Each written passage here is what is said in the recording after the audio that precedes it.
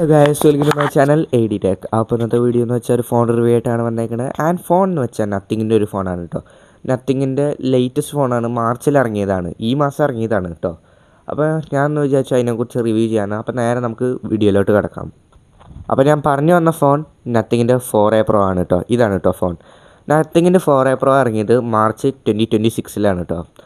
And നമ്മൾ മിക്കപ്പോഴും ആദ്യം തന്നെ എല്ലാ ഫോണിൻ്റെ കാര്യത്തിലോട്ട് കിടക്കണമാതിരി നമുക്ക് ക്യാമറയിലോട്ട് തന്നെ കിടക്കാം. ക്യാമറ എന്ന് വെച്ചാൽ 50 മെഗാ പിക്സലിലെ മെയിൻ ക്യാമറ, 50 മെഗാ പിക്സലിലെ പെരിസ്കോപ്പിക് ടെലിഫോട്ടോ ക്യാമറ, പിന്നെ 8 മെഗാ പിക്സലിലെ അൾട്രാ വൈഡും വരുന്നുണ്ട്. ഇനി ഫ്രണ്ട് ക്യാമറയിൽ നോക്കുകയാണെന്ന് വെച്ച് കഴിഞ്ഞാൽ 32 മെഗാ പിക്സലാണ്. ആൻഡ് വീഡിയോ റെക്കോർഡിംഗ് നോക്കുകയാണെന്ന് വെച്ച് കഴിഞ്ഞാൽ ബാക്ക് ക്യാമറയിൽ നമുക്ക് 4K 30 FPS റെക്കോർഡ് ചെയ്യാൻ പറ്റും. പക്ഷേ ഫ്രണ്ട് ക്യാമറയിൽ നോക്കുകയാണെന്ന് വെച്ച് കഴിഞ്ഞാൽ അത് 1080p 30 FPS പറ്റുള്ളൂ. അപ്പോൾ വീഡിയോ റെക്കോർഡിംഗ് നോക്കുകയാണെന്ന് വെച്ച് കഴിഞ്ഞാൽ ഫ്രണ്ട് ക്യാമറയിലും 4K ഉണ്ടായിരുന്നു, വെച്ചിങ്ങനെ രസമുണ്ടായിരുന്നു. ആൻഡ് ഇനി അടുത്തത് നമുക്ക് ഡിസ്പ്ലേയിലോട്ട് കിടക്കാം. അപ്പോൾ ഡിസ്പ്ലേ എന്ന് വെച്ചാൽ 6.83 ഇഞ്ചിൻ്റെ ഡിസ്പ്ലേ ആണ് വരുന്നത്. AMOLED ഡിസ്പ്ലേ ആണ് കേട്ടോ, സൂപ്പർ AMOLED അല്ല. പിന്നെ ഇതിൽ 144 ഹെർട്സിൻ്റെ റിഫ്രഷ് റേറ്റ് ഉണ്ട്. പിന്നെ പ്രൊട്ടക്ഷൻ വരികയാണെന്ന് വെച്ച് കഴിഞ്ഞാൽ കോർണിംഗ് ഗോറില്ല ഗ്ലാസിൻ്റെ 7i ആണുള്ളത്. പിന്നെ മറ്റുള്ള ഫോണിലുള്ള ഇല്ലാത്തൊരു ഫീച്ചർ എന്ന് വെച്ചാൽ ഈ ഡിസ്പ്ലേയിൽ അൾട്രാ HDR എന്ന് പറഞ്ഞാൽ അൾട്രാ HDRൻ്റെ ഇമേജ് സപ്പോർട്ട് ഉണ്ട് കേട്ടോ. ഈ ഡിസ്പ്ലേയിൽ കൊടുത്തേക്കുന്നതാണ്. ആൻഡ് ഇത് പ്രൊട്ടക്ഷൻ്റെ ആ ടൈപ്പിലാണ് വരുന്നത്. എനിക്ക് തോന്നുന്നു ഈ നമ്മുടെ ഫോട്ടോസൊക്കെ സാധാരണ എടുക്കുമ്പോൾ നമുക്ക് HDR ഉണ്ട്. ആൻഡ് അത് നമുക്ക് ഇത്തിരി കൂടി ഡിഫൈൻ ചെയ്ത് തരുന്നത്. അതേമാതിരി ഡിസ്പ്ലേയിൽ എനിക്ക് തോന്നുന്നു ആ ഫോട്ടോനെ ഇത്തിരി കൂടി ക്ലാരിറ്റി കൂട്ടാനാണ് തോന്നുന്നത്. അത് വെച്ചാൽ HDRൽ നമ്മൾ എടുത്തു പിന്നെയും കൂട്ടാനായിട്ട് അങ്ങനത്തെ ഒരു ഇതാണെന്ന് തോന്നുന്നു. ഇനി അടുത്തതെന്ന് വെച്ചാൽ നമുക്ക് ബാറ്ററിയിലോട്ട് കിടക്കാം കേട്ടോ.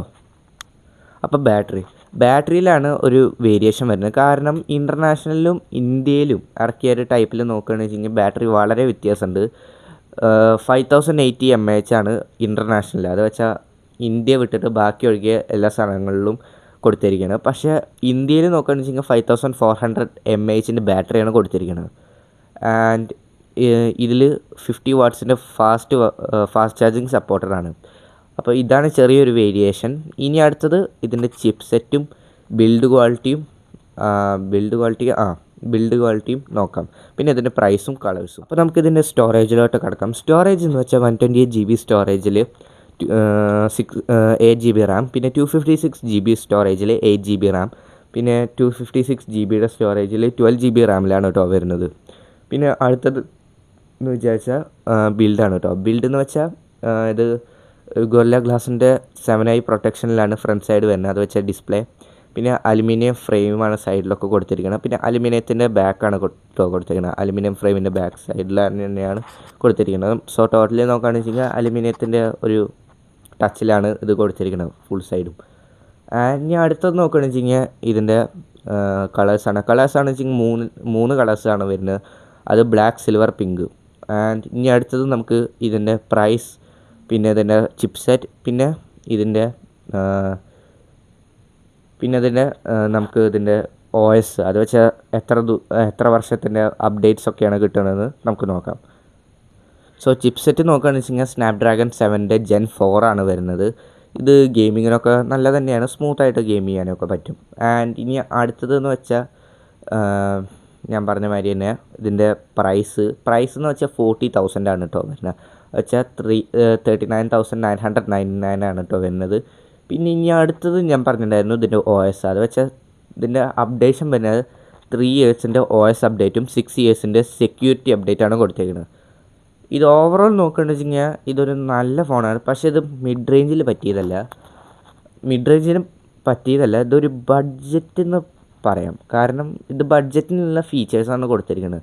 ഇതിൻ്റെ ചിപ്സെറ്റ് അല്ലാണ്ട് ചെറിയ കാര്യങ്ങളാണ് ബഡ്ജറ്റിന് വന്നേക്കുന്നത്. കാരണം ഇത് 4K റെക്കോർഡ് ചെയ്യാൻ പറ്റില്ല. അത് വെച്ചാൽ ഫ്രണ്ട് സൈഡിൽ, ബാക്ക് സൈഡിൽ മാത്രമാണ് റെക്കോർഡ് ചെയ്യാൻ പറ്റുക. അത് ഒന്നാമത്തെ കാര്യം.